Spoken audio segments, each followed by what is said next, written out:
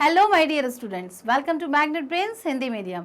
मैं आपकी अपनी प्रज्ञा गुप्ता लेकर आ गई हूँ एक और नया बहुविकल्पीय प्रश्न। लेकिन उससे पहले करते हैं कुछ बात। कैसे हैं आप सब? पढ़ाई अच्छी चल रही होगी, मम्मी पापा की बात मान रहे होंगे और कुछ नया नया लाइफ में जो चल रहा है प्लीज़ वो मुझे ज़रूर बताएं, क्योंकि मैं जानना चाहती हूँ कि पढ़ाई के साथ साथ और आप लोगों के क्या शौक़ हैं, क्या आप खासियत अगर कोई रखते हैं, आपके व्यक्तित्व की जो विशेषताएं हैं, जैसे कि इस महान व्यक्तित्व में हम पढ़ रहे हैं, तो उसको भी मुझसे ज़रूर शेयर करें। कमेंट बॉक्स में अपना नाम और अपने नाम के साथ कुछ एडजेक्टिव्स यानी कि विशेषण लगा के मुझे ज़रूर बताएं कि किन क्षेत्रों में आप खासियत रखते हैं, ताकि ये हमारी जो पहचान है, ये जो हमारा परिचय है, ये और भी प्रगाढ़ हो जाए, साथ ही साथ बढ़ जाए। ठीक है, तो फिलहाल अभी मैं शुरू करती हूँ तात्या टोपे पाठ के बहुविकल्पीय प्रश्न। सवाल मेरे और जवाब आपके। ठीक है, तो शुरू करते हैं। पहला विकल्प, तात्या टोपे का वास्तविक नाम क्या था? वास्तविक का मतलब है भाई कि एक नाम होता है व्यक्ति का जिससे उसके माता पिता जानते हैं, और एक नाम होता है जिससे बच्चे को दुनिया जानती है। तो यहाँ पर तात्या टोपे नाम से तो हम दुनिया वाले उनको जानते हैं। वास्तविक नाम उनका क्या था? रामचंद्र पांडुरंग येवालकर, कृष्णचंद्र पांडुरंग येवालकर, नवलचंद्र पांडुरंग पालकर येवालकर, या फिर इनमें से कोई नहीं? तो अब आपको बता देना है फटाफट से जवाब। जी हाँ, सही जवाब है इनका रामचंद्र पांडुरंग येवालकर जो है इनका वास्तविक नाम था। ठीक है, तो अगले प्रश्न की ओर बढ़ते हैं। पेशवा की 1851 में जब पेशवा की मृत्यु हुई, ठीक है, तो उसके पश्चात बिठूर के राजा कौन बने?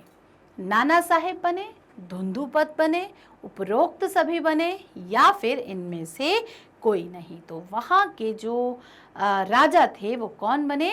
नाना साहब वहाँ के राजा बन गए थे। तो बहुत आसान आसान से विकल्प हैं ये, तो अगर आपने पाठ ध्यान से पढ़ा है तो निश्चित रूप से आप फटाफट से इसके विकल्प पहचान जा रहे होंगे। तात्या को सेना नायक के रूप में अपनी सैनिक योग्यता का प्रदर्शन का मौका कब मिला? देखिए, जब भी हम कुछ खास करते हैं तो उसके लिए कई बार एक अवसर की तलाश होती है।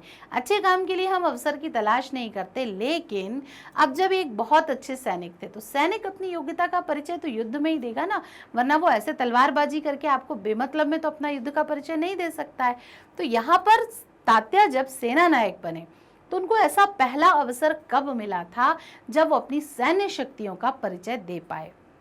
1857 में मिला, 1858 में मिला, 1859 या फिर 1856 में उनको यह अवसर मिला था? तो बिल्कुल सही आप सोच रहे हैं, 1857 की क्रांति की ये सारी बातें चल रही हैं।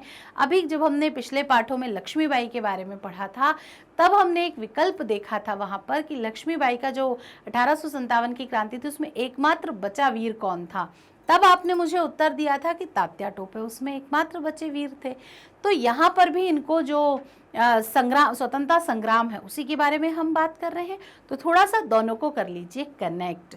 तो 1857 में इनको पहला मौका मिला जिसमें इन्होंने अपनी सैन्य शक्तियों का, सैनिक योग्यता का बेहतरीन परिचय दिया था। देखिए, सारे पाठ और जो स्वतंत्रता संग्राम सेनानी कहीं ना कहीं ये लोग कनेक्ट होते हैं। कई जगह हमने पढ़ा कि ये इनको अपना गुरु मानते थे, ये इनके शिष्य थे। तो ये पाठों की कनेक्टिविटी बने रहने के लिए आपका रिवीजन बहुत ज़रूरी है। रिवीजन यानी कि पुनरावृत्ति, तो करते चलिए। अगला देखते हैं, नाना ने पूर्व सेनापति को हटाकर नया सेनाध्यक्ष किसे बनाया? ठीक है, तो तांतिया को बना दिया, तात्या को बना दिया, अजीमुल्लाह को बना दिया, या फिर पेशवा को ही बना दिया कि भाई अब आप ये काम संभालिए? तो यहाँ पर है सही जवाब तात्या को। तो नाना ने क्या किया, उनका जो पूर्व सेनापति है उसके जो निरीक्षण में जो युद्ध लड़ा गया वो सफल नहीं हो पाया, तो इन्होंने उसको हटाकर तात्या को नया सेना अध्यक्ष बना दिया। सेना अध्यक्ष का मतलब होता है सेना का अध्यक्ष, यानी हेड ऑफ द लीडर जिसे आप कहते हो।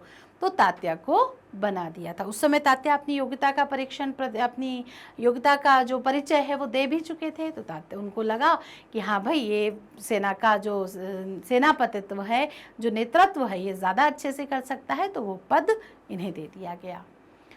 स्वाधीनता संघर्ष में सबसे लंबी अवधि तक कौन और क्यों डटा रहा? ऐसा कौन सा व्यक्ति था जो स्वाधीनता की जो लड़ाई थी उसमें सब लोग मरते गए मरते गए मरते गए, लेकिन अंत समय तक कौन एक व्यक्ति जीवित रहा और अंत समय तक डटा रहा? अब फिर वही बात कि हमने लक्ष्मीबाई वाले पार्ट में भी इसको पढ़ा है, तो थोड़ा सा कनेक्टिविटी को बना के रखिए। तो जो कौन लड़ा, तो आपको सबसे पहले एक व्यक्ति का नाम बताना है और क्यों बना रहा, कारण भी उसका बताना है। तात्या अपनी बहादुरी के दम पर अंतिम समय तक सबसे लंबी अवधि तक बने रहे और लड़ते रहे। तात्या अपनी कुशलता की दम पर, या फिर उपरोक्त दोनों, या फिर इनमें से कोई नहीं। तो फटाफट से देखिए, उपरोक्त दोनों, यानी कि अंतिम समय तक स्वाधीनता संघर्ष में तात्या बचे रहे। किस दम पर बचे रहे? तो अपनी बहादुरी के दम पर और अपनी कुशलता के दम पर। वो दुश्मन के हाथ नहीं आए और अंतिम समय तक वो युद्ध करते रहे। और यहाँ पर जो शब्द लिखा है ना, डटे रहे, तो दुश्मन के सामने डटे रहे। ठीक, बढ़ते हैं अगले प्रश्न की ओर, जो कि है 6वां। तात्या और ह्यूरोज के बीच कौन सा युद्ध लड़ा गया था? गंगा का, यमुना का, वेतवा का या नर्मदा का? तो आपको फटाफट से देना है जवाब। नदियों के नाम से जुड़े ये सब विकल्प हैं, तो सही जवाब है वेतवा का। उनका दोनों के बीच में जो युद्ध हुआ था उसे वेतवा का युद्ध कहा जाता है। अगला है, वेतवा के युद्ध में तात्या को पीछे क्यों हटना पड़ा? ऐसा क्या हो गया था कि तात्या, जो कि इतना बुद्धिमान और इतने शक्तिशाली सेना नायक थे, उन्हें क्यों वहां पर युद्ध में पीछे हटना पड़ा? अच्छी फौज के कारण, दुश्मन की फौज अच्छी थी इसलिए उन्हें पीछे हटना पड़ा। अच्छी रणनीति ना होने के कारण, यानी ये युद्ध की जो स्ट्रैटेजी थी वो अच्छी नहीं बना पाए थे इसलिए उन्हें पीछे हटना पड़ा। अच्छे तोपखाने होने के कारण, दुश्मन के पास तोपखाने बहुत अच्छे थे इसलिए पीछे हटना पड़ा। या फिर उपरोक्त में से कोई नहीं, इनमें से कोई कारण नहीं, कारण तो कुछ और है। तो यहाँ पर ढूंढना है आपको इन 3 में से उत्तर। तो फटाफट से बता दीजिए कि क्या कारण रहा होगा। तो जी हाँ, जो दुश्मन थे उनके पास जो तोप खाने थे, उनकी जो तोप थी उसकी वैरायटी, उसकी क्वालिटी बहुत अच्छी होने के कारण वो एक बार में ज़्यादा लोगों को मार रहे थे। तो तात्या ने उस समय समझदारी दिखाते हुए थोड़ा सा पीछे हट गए, क्योंकि जितने अधिक लोगों की मृत्यु होती सेना उतनी ही कम होती जाती। तो उन्होंने क्या किया, अच्छी तोप खाने होने के कारण वो थोड़ा सा पीछे हट गए थे। तात्या को विश्व में किस रूप में प्रसिद्धि मिली? यानी आज तात्या टोपे को हम किस बारे में जानते हैं, किस लिए जानते हैं? अच्छे सेना नायक के रूप में जानते हैं, सर्वश्रेष्ठ गोरिल्ला युद्ध के सेना नायक के रूप में जानते हैं, सर्वश्रेष्ठ योद्धा के रूप में जानते हैं, या फिर सर्वश्रेष्ठ शस्त्रधारी होने के रूप में जानते हैं? तो यहाँ पर हम देखेंगे जो तात्या टोपे हैं उनको हम सर्वश्रेष्ठ गोरिल्ला युद्ध के सेना नायक के रूप में जानेंगे। अब मैं एक छोटा सा यहाँ देती हूँ आपको होमवर्क कि ये जो गोरिल्ला युद्ध हमने बार बार पढ़ा था, वैसे तो मैं आपको बताऊंगी, लेकिन आप मुझे कमेंट बॉक्स में जल्दी से इसके बारे में कुछ जानकारी इकट्ठी करके बताइएगा कि गोरिल्ला युद्ध क्या होता है। और सबसे पहले जवाब आने वाले बच्चे के बारे में मैं उसका नाम लेकर दूसरे बच्चों को ये सारी चीज़ें बताऊंगी और उस बच्चे का पूरा परिचय दूंगी। ठीक है, तो मुझे फटाफट से इस वीडियो में ही अंत तक आप जवाब दे दीजिए कि गोरिल्ला युद्ध क्या था। ठीक, तब तक मैं पढ़ती हूँ आगे के प्रश्न की ओर। तात्या किन लोगों के हृदय में विद्यमान हैं? तात्या किन लोगों के हृदय में विद्यमान है? तो चंबल, नर्मदा, ताप्ती की घाटियों में, या फिर हिमालय से कन्याकुमारी तक वो व्याप्त हैं, राजस्थान के से बंगाल तक वो उनका नाम चलता है।